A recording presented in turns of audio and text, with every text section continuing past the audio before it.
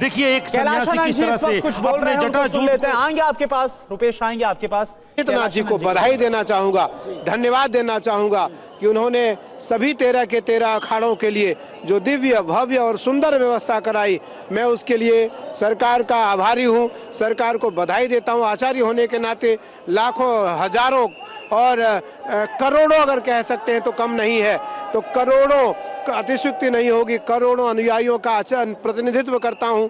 और आज उन सब की जो प्रसन्नता है उसका मूल केंद्र हमारे योगी आदित्यनाथ जी हैं, आदरणीय प्रधानमंत्री नरेंद्र मोदी जी हैं और हमारे अत्यंत प्रिय गृह मंत्री आदरणीय अमित शाह जी हैं। मैं तो कैलाशानंद गिरी जी जिनको हम सुन रहे थे और जो इंतजाम वहां पर किए गए उससे काफी खुश नजर आ रहे हैं। पंडित राजकुमार शास्त्री जी, सवाल मेरा आपसे है, देखिए आज तीसरा अमृत स्नान है और इसके बाद जो स्नान पड़ेंगे उन्हें महास्नान कहा जा रहा है, लेकिन आज जो स्नान है वो अमृत स्नान है और आखिरी ये अमृत स्नान है। अमृत स्नान क्यों, क्या इसका महत्व होता है? जी देखिए, मैंने जिस प्रकार पूर्व में आपको बतलाया कि 3 प्रकार के स्नान होते हैं, एक दैवी स्नान है, एक ऋषि स्नान है और उसके बाद मानुषी स्नान है। और ये तीनों ही प्रकार के जो स्नान है ये सूर्योदय से पहले किए जाते हैं।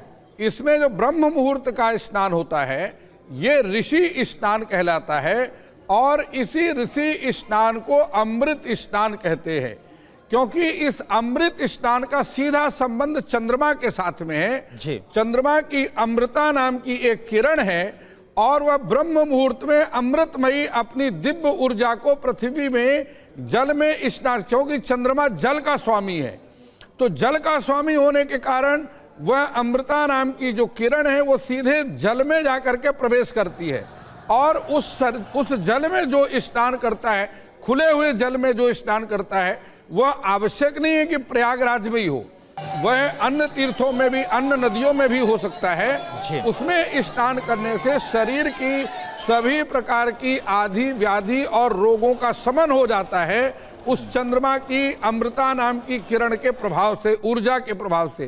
तो इस प्रकार से, और चंद्रमा जिस प्रकार से मैंने आपको बतलाया कि ज्योतिष का विषय है, 360 अंश अमावस्या के दिन चंद्रमा और सूर्य दोनों एक ही राशि के, एक ही अंश, एक ही कला, एक ही बिकला पर होते हैं।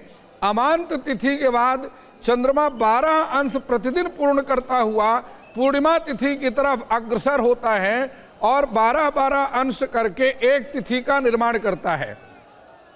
तो इस प्रकार जब वह पंचमी तिथि, यह पूर्णा तिथि है, पंचमी, दशमी और पूर्णिमा, यह 3 तिथियां हैं जो कि पूर्णा तिथि की संज्ञा में आती हैं और पूर्णा तिथि होने के कारण ये इस दिन चंद्रमा का पूर्ण प्रभाव रहता है।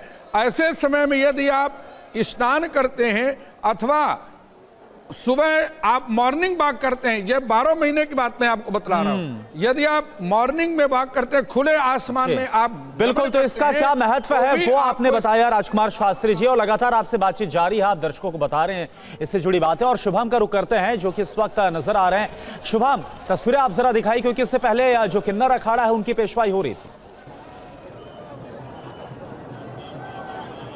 बिल्कुल सीधे आपको तस्वीरें और हमारे दर्शकों को तस्वीरें दिखाते हैं नागा साधुओं की, जो कि स्नान के बाद अब बाहर आ रहे हैं। और ये जो तस्वीर है वो इन अखाड़ों के मार्ग की है, चूँकि इससे पहले उनका स्नान हो चुका है। एक के बाद एक हमने तस्वीरें सुबह से ही, जब से ये स्नान चल रहा है तब से दिखा रहे हैं और वाकई में क्या दिव्य, क्या विराट ये तस्वीर इस वक्त नज़र आ रही है। पुलिस प्रशासन को भी आप देख रहे हैं कि कितना चुस्त है, कितना दुरुस्त है। और इस बार हमने व्यवस्थाओं में देखा कि सीआरपीएफ के जवान हो या फिर पुलिस प्रशासन हो, दोनों ही लगातार बारीकी से चप्पे चप्पे पर तैनात रहे और एक तरह से लोगों से विनती करते हुए भी दिखाई दिए हाथ जोड़कर कि ये रास्ता नहीं है। क्योंकि इस वक्त जो हम देख रहे थे ये अखाड़ों का मार्ग था और यहाँ पर हर कोई जाना चाह रहा था। बहरहाल ये जो खबर आप देख रहे हैं, दूसरी एक भीड़ भी आपको दिखा देते हैं जो श्रद्धालुओं की तादाद है। अभी तक तो हम सिर्फ और सिर्फ अखाड़ों की तस्वीरें आपको दिखा रहे थे, मगर आप ये देखिए कि जो 34 करोड़ का टारगेट अब तक पूरा हो चुका है, कितने लोग, इतने श्रद्धालु भारत ही नहीं बल्कि देश विदेश से आ चुके हैं। तो ये भी तस्वीर आप देख लीजिए कि आज भी करोड़ों की बिल्कुल, तादाद में और श्रद्धालु ये कहा भी जा रहा है शुभम की पूरे अगर महाकुंभ की बात करें 40 से 45 करोड़ जो श्रद्धालु हैं वो डुबकी लगा सकते हैं पवित्र त्रिवेणी में।